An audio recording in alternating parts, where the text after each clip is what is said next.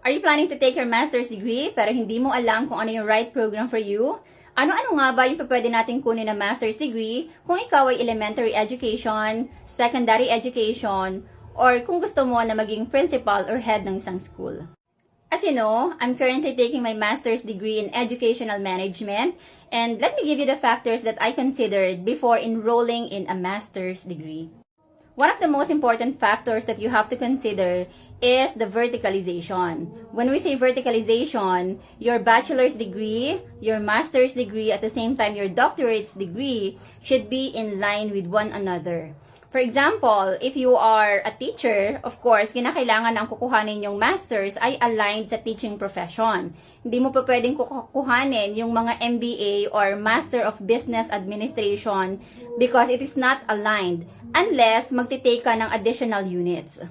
The second factor that I considered was my career goal. Ano ba yung career goal ko in the next 5 to 10 years? Gusto ko ba na magstay lang sa isang regular teaching position?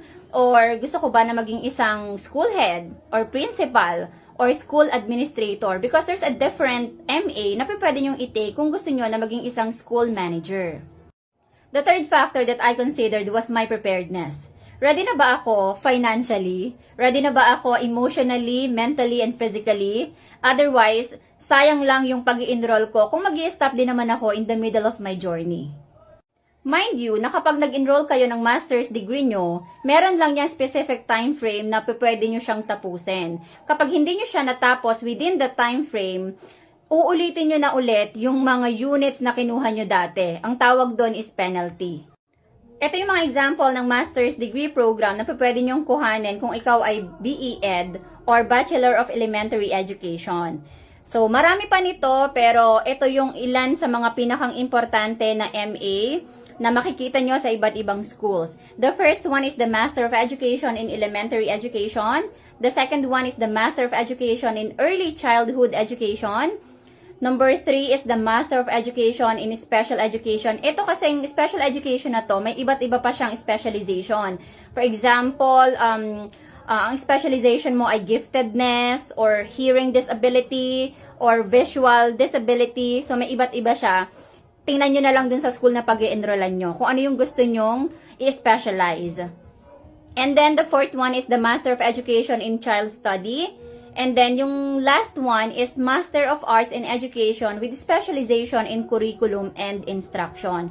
Ang pagkakaalam ko, based na rin dun sa paliwanag sa akin ng teacher ko dati, kasi isa to sa mga kinonsider ko rin na kuhaning master. Kapag kinuha mo daw tong Curriculum and Instruction, pwede ka na daw na ma-assign sa DepEd, yung mga tagagawa ng mga materials, learning materials, tagagawa ng mga modules, tagagawa ng curriculum. So, kaya maganda rin to na i-take if your career path is in that way. If you're a BS Ed naman, pwede mong kunin yung Master of Arts in Education with the specializations of your major. For example, ang majorship mo nung bachelor's degree mo is Social Studies, pwede mong kunin din is Social Studies na majorship or specialization. In my case, I really wanted to take this one, the Values Education Specialization, but unfortunately, wala kami dito na ini-offer sa place ko. Meron lang siya sa PNU sa Manila, but I don't think na kaya kong mag-uwian ng every Saturday. Baka hindi ko kayanin. And then, pwede mo rin kunin yung Master of Arts with specialization in Curriculum and Instruction, similar kanina. And then, Master of Linguistics. Ito maganda to kung ikaw ay major in English. Marami kang pa pwedeng kuhanin. Linguistics, pwede mong kunin yung mga foreign language like TEFL, TESOL, pwede mong kunin yon. I remember, the principal of the school that I was applying for was asking me if marunong ako mag-Korean. Kasi, yun daw senior high school nila ay merong Korean na ini-offer.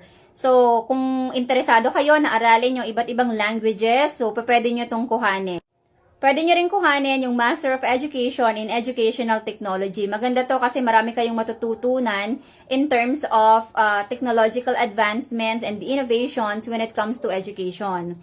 And then, Master of Education in Guidance and Counseling. Lalo na to maganda to sa mga guidance counselors or values education majors, pero pwede nyo rin tong kuhanin.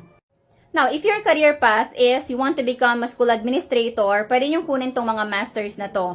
Yung first one, Master of Educational Management. Ito yung kinukuha ko ngayon. The second one is Master of School Administration. And the third one is Master in School Leadership. Actually, marami pa kayo ibang options. Ito lang yung mga common na ini-enroll ng mga teachers. But if you still want to explore, tingnan nyo na lang doon sa mga schools na gusto nyong pag-enrollan kung ano ba yung mga offerings nila na pwedeng mag-align doon sa inyong bachelor's degree. I hope you learn a thing or two. And kung meron pa rin kayong mga questions or clarifications, just drop it down in our chat box. And if this video is something helpful for you, please give it a like and share it to someone who will benefit from this.